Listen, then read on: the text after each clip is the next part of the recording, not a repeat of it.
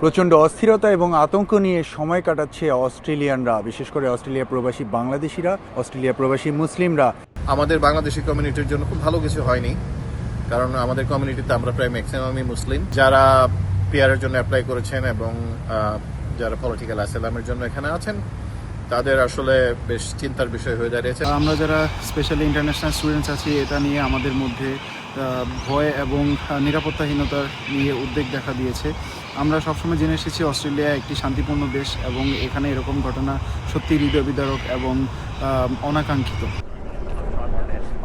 Police কিন্তু সন্ত্রাসীদেরকে শনাক্ত করতে পেরেছে, একজনকে ধরে নিয়ে গেছে এবং একজন মারা গেছে। তাদের পরিচয় পাওয়া গেছে, তারা কিন্তু একজন বাবা এবং ছেলে। বাবার বয়স 50 এবং ছেলের বয়স 24 বছর এবং তাদের কিন্তু লাইসেন্সধারী 6টি আগ্নেয়াস্ত্র ছিল, যেটি নিয়ে তারা গিয়েছিল সেখানে। পূর্ব পরিকল্পনা অনুযায়ী তারা কিন্তু সন্ত্রাসী হামলা চালিয়েছে। সেখানে ইহুদিদের একটি বড় অনুষ্ঠান হচ্ছিল এবং সেখানে 2000-এর বেশি ইহুদি অস্ট্রেলিয়ান ছিল এবং সেখানে কিন্তু আক্রমণ চালানো হয়। যারা মারা গেছে তারা প্রায় সবাই ইহুদি।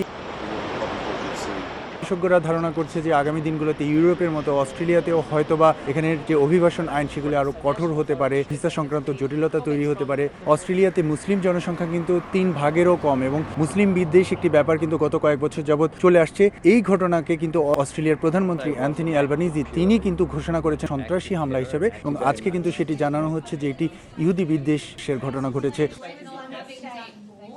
অনেক বাংলাদেশি কিন্তু আছে যারা বিভিন্ন সময়ে বিভিন্নভাবে অস্ট্রেলিয়ানদের কাছ থেকে বা অস্ট্রেলিয়ায় বসবাসকারী অন্যান্য ধর্মের যারা আছে তাদের কাছ থেকে বিভিন্ন সময় মুসলিম হওয়ার কারণে খারাপ ব্যবহার দেখেছে।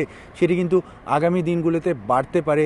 কমিউনিটির ভিতরে এমনটাই আতঙ্ক, এমনটাই ভাবছে কমিউনিটির বিশেষজ্ঞরা। এস এম আমিনুল রুবেল, সময় সংবাদ, অস্ট্রেলিয়া।